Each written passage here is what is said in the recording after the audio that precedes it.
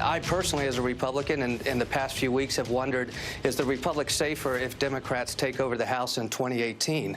I raised that issue with the leading Republican in D.C. last week, and the remarkable thing is he had been thinking exactly the same thing. This is a president that needs a greater check on his power than Republicans in Congress have offered. Former Republican Congressman David Jolly of Florida, frequent guest on this broadcast, with Lawrence O'Donnell on our air last night, who went on to say, as you heard, the Republic may be safer with Democrats in the majority. We're happy to welcome David Jolly back here with us tonight. He is joined by Jason Johnson, MSNBC contributor and politics editor at The Root. Gentlemen, welcome both back to this broadcast.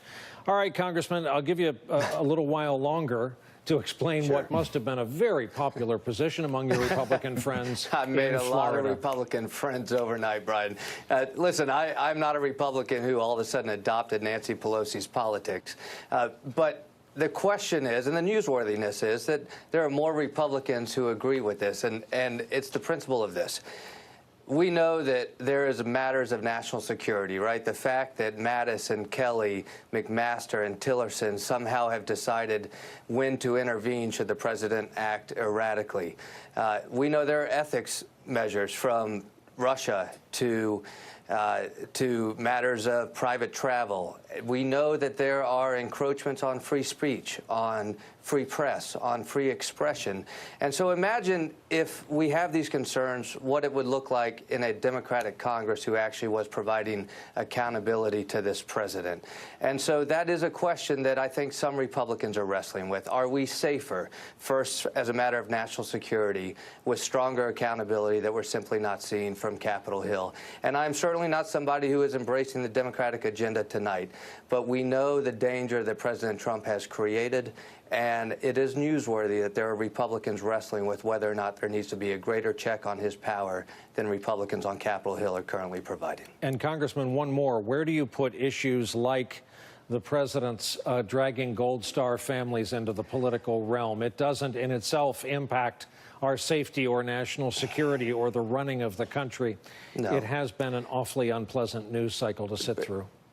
Brian, this is a matter of decency, and a president who lacks all decency but has an abundance of audacity.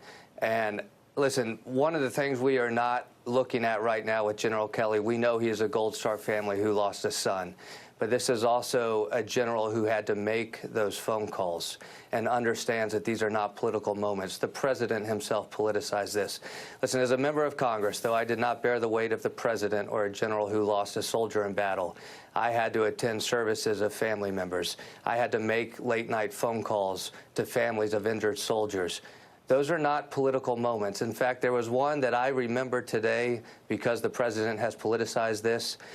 There was an injured soldier. I called his father and I said, we're going to get him home.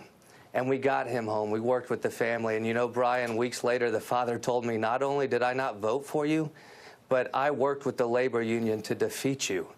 And we laughed about it because those are not the political moments. Those are very personal, solemn moments. We have a president who does not understand those solemn moments. He is a master at capturing the anger of the American people, but he is not skilled at capturing the hearts and the minds and the souls of the American people. Jason Johnson, what if I had told you, a couple of years back, that someday a former Republican congressman from the great state of Florida and some of his colleagues, named or not, would come to this judgment that actually having an opposite party in control of the House of Representatives may be a better check, or a check period, compared to what we have now? Brian, I wouldn't have believed you until you then told me, what if I told you Trump will be president? And okay. then I would have believed you. You know, it's interesting. You can go back, not just to this administration, you can go back to the Constitution, go back to the Federalist Papers.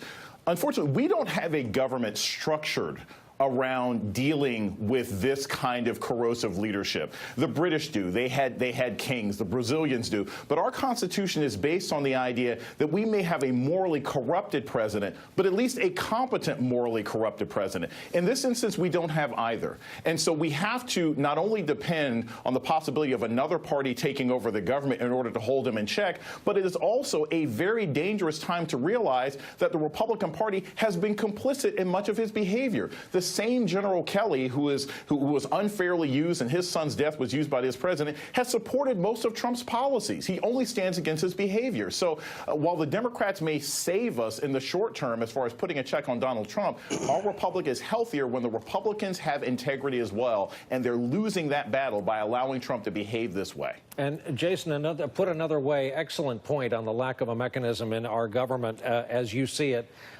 There's no joy in the opposition party if Trump's Republican Party splinters, as we've been saying for days, into this Bannon nationalist wing that can't do great things in Washington where a working majority is needed.